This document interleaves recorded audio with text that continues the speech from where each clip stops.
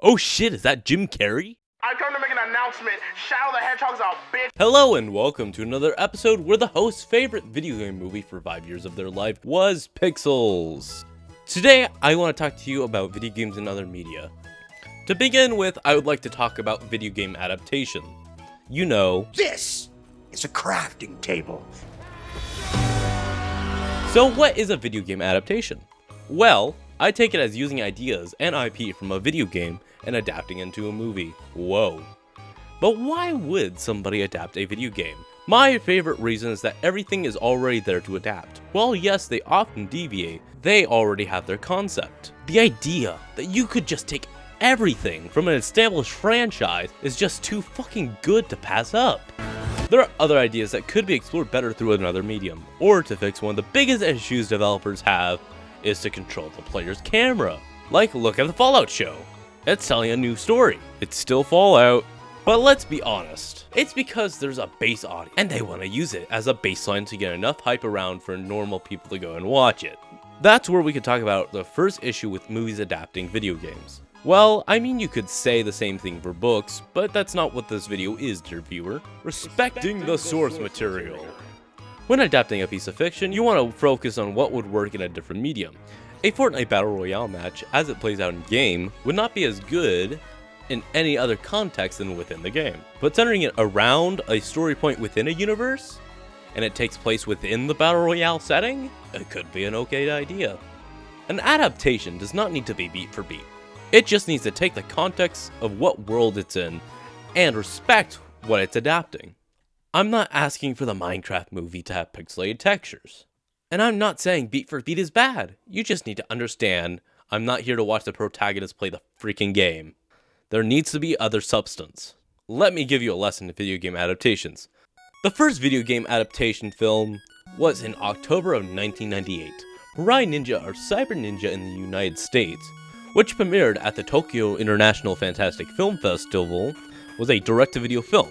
Super Mario Bros. Period was the first American feature-length film to adapt a video game to the big screen. One is considered great, capturing the essence of what it's adapting.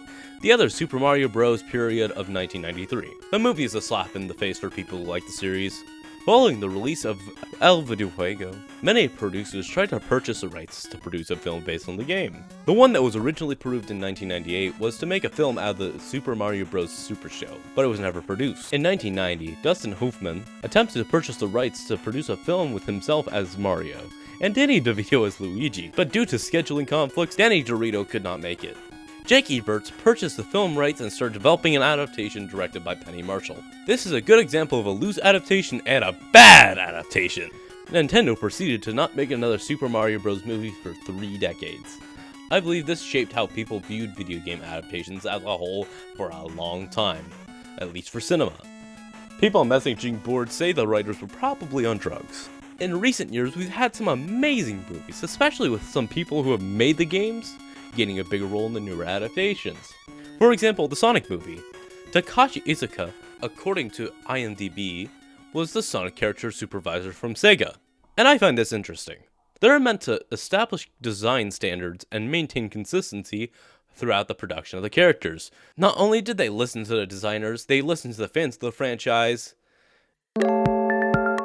In Halo, Master Chef, as in the Gordon Ramsay, never fully shows his face. It just wasn't written well, and it felt meaningless to a lot of people. The point is, it wasn't faithful or respectful to the source material. People came for the Halo show, and barely got to see the Halo. Five Nights at Freddy's. Here's what I want to point out. They changed the story while respecting the source material, and that's what an adaptation is about. They took elements from throughout the franchise and condensed it down to make it something more digestible, while still allowing room to ask questions, like this franchise is known for. Genuinely, I think it's a great adaptation of Scott's work. I mean, he's the one writing it, so I would hope so. I love this personally. Even though I won't touch FNAF lore until I'm paid. The first FNAF movie made it simple for an outer audience while keeping it just mysterious enough for the fans. But the second one made it harder for others to watch and fans left with more questions. I think this meme puts it well. Wow, so my movie is perfectly good? Fuck no, it's the worst movie I've ever seen in my life and you failed miserably. But when he held that doll and he went, no, that was some funny shit. Let's talk about gamers. Okay, for much of the time, the people who have been shown to play video games were young adults and kids because that's who they were predominantly promoted for. As time went on, we eventually put geeks and gamers in the same boat, and they kissed passionately.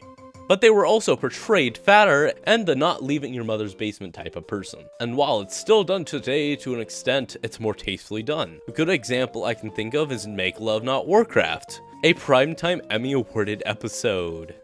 This episode is considered one of the best episodes in the series for good reason too. All around it's a great episode and I love how it was formatted so much. But in recent years, people have seen gaming as a way to enjoy media, and games are becoming old enough for the bad opinions of gamers to die out. Like the people who made fun of video games are dying.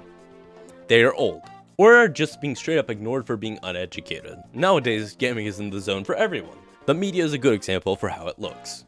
From dude bro culture to making fun of professionals and streamers, once we got to the point where the people who play video games are the average person, it expanded what we could do with the medium, because it opened up the market more, making it more accessible. With that stigma gone, it opened up the floodgates for meaningful conversation and even funnier depictions in movies. Free Guy is just so amazing at this.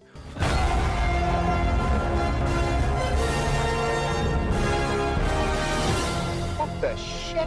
With it being from an NBC's perspective, showing how people react. On the opposite end, we have Pixels. While people may say Pixels is a bad movie, no fuck you, Adam Sandler's in this movie, he can do no wrong.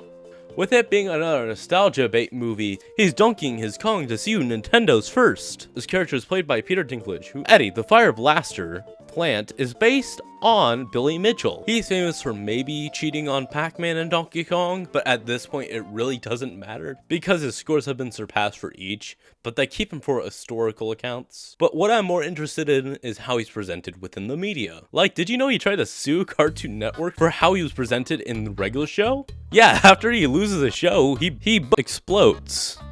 He explodes. I really don't like how Mitchell acts on camera most of the time, but here's a segment of a cool interview from Space Goes Coast to Coast.